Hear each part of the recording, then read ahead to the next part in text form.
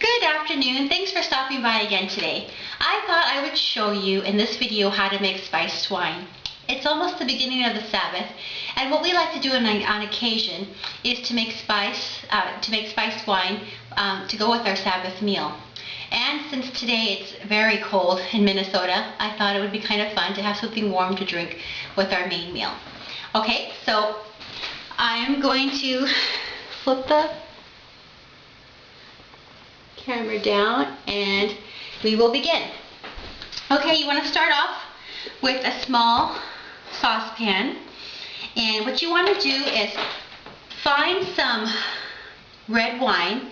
Now this is the wine that I use. It's not very expensive. It's a red wine. I use Sutter Home Sweet Red, and you're going to want 1 bottle.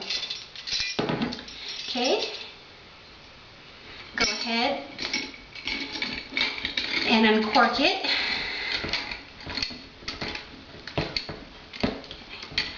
Alright, hopefully I can get it out in one tug, and I did. Okay, so you're going to want to pour the wine in the saucepan.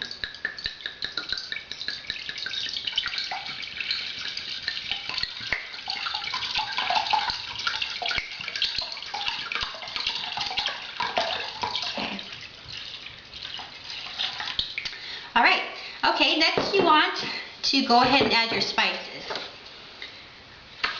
We'll take 12 whole cloves, and this is what the cloves look like. They're very small. I don't know if you can see them here. You want 12 of these. 1, 2, 3,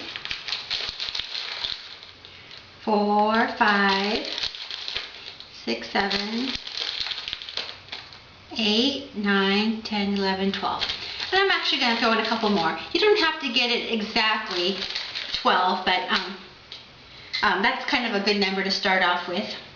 Okay, the next thing you're going to do is you are going to want to get some nutmeg. And I've got some ground nutmeg here. And we'll go ahead and put a 1/4 teaspoon of the ground nutmeg in.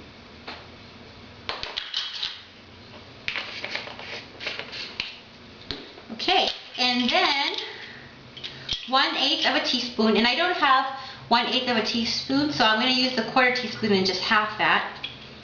So I'll take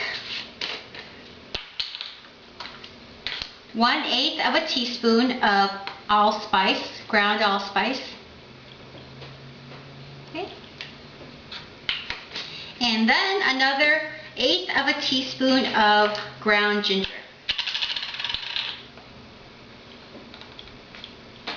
Okay.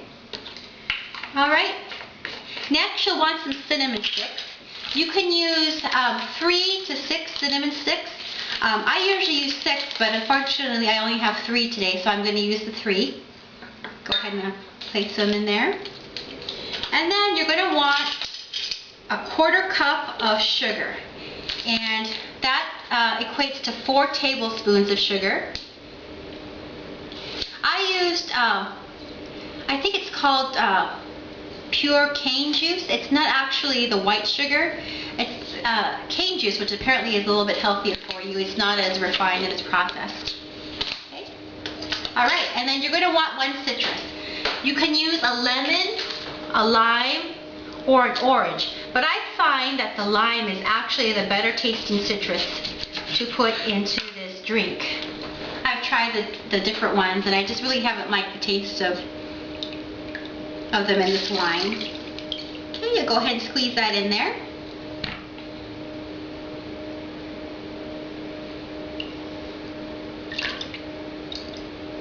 Okay, you're done. Next, I'm going to get a lid for my saucepan, and you're going to want to cover your saucepan and put it on the stove and turn it to medium, and you want to bring it to a boil.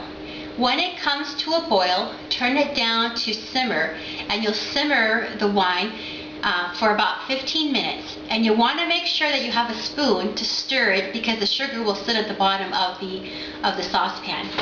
While that's on the stove, I thought I would look in the Bible to see if the Bible does mention wine. And there are a lot of verses that do mention wine, but I picked one that was included in a blessing.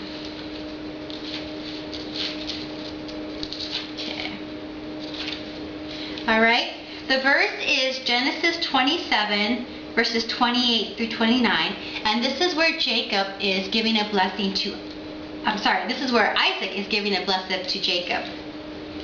And it says, "Now may God give you of the dew of heaven and of the fatness of the earth, an abundance of grain and new wine. May people serve you and nations bow down to you. Be master of your brothers, and may your mother's sons bow down to you. Cursed be those who curse you, and blessed be those who bless you." So that's where we have the mention of wine in this verse. And there's some people who may have a difficulty with believers in Jesus drinking alcohol, but you can see here that part of the blessing does include drinking wine. The Bible does prohibit believers from getting drunk, but an occasional glass of wine here or there, especially with your Sabbath meal, is kind of a nice way to begin the Sabbath. Okay, so that's sitting on the stove, and that's going to take a little while to boil, and then I'm going to basically simmer that after it's boiling. But what I do then, while that's on the stove, is I actually will use my coffee pot to keep it warm. What you can do is turn your coffee pot on, and then when the mixture is done, you can actually strain everything, the cloves and the cinnamon sticks, in the strainer and let it sit on in your coffee pot. And then you can sit your coffee pot on its mantle, and then it will keep the wine warm without evaporating the wine. Because if you keep it on the stove, and especially if you take the lid off, the wine will evaporate and you won't get as much as you started off with. So this is just kind of a good way to do it.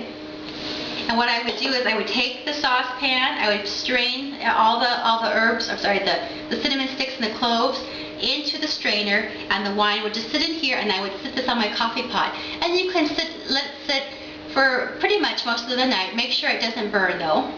You want to keep checking on it. And then you can just have it warm for whenever you want to drink it.